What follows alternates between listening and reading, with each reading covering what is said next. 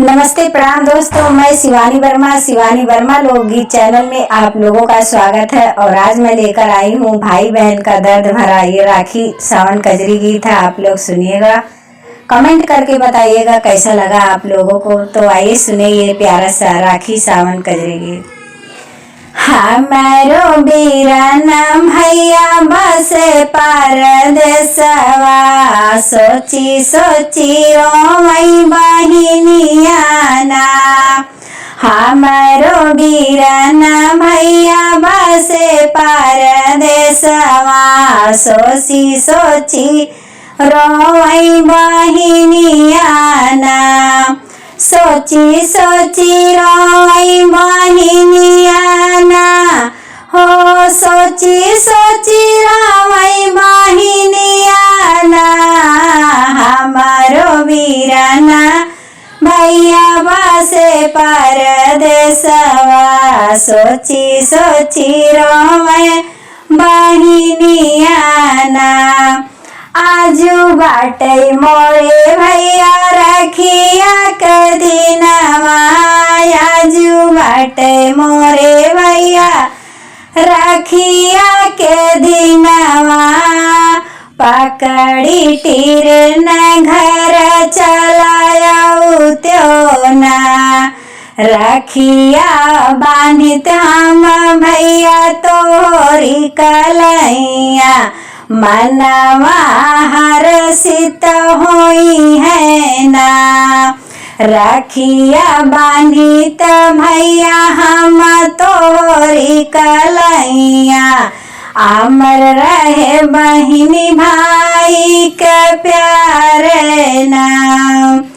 कैसे के आई बहिनी धई के टीरनवा, कैसे के आई बहिनी धई के टीरनवा। साहब के ऐसन नौकरिया ना, छुट्टी नहीं मिले मोरी बहिनी एको दिनवा।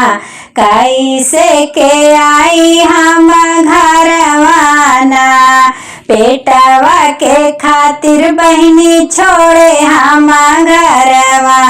बसी गईले परदेसवा ना, यतानी बचनी जब सुनवाई बहिनी, यतानी बचनी जब सुनवाई बहिनी। झर झर गिर लागे नैना से नीरना, झर झर गिर लागे नैना से असुइयाना।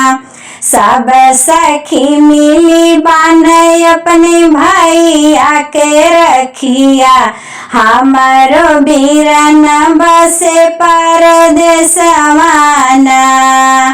सब सखी मिली बान्हे अपने भैया के रखिया, हमारो बीराना बसे परदेसवा ना।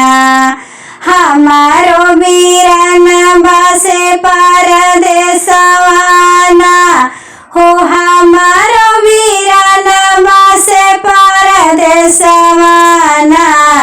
रुपया के खातिर मोरा भैया घर दुआरवा छोड़े, हमारो बीराना बसे परदेसवा ना।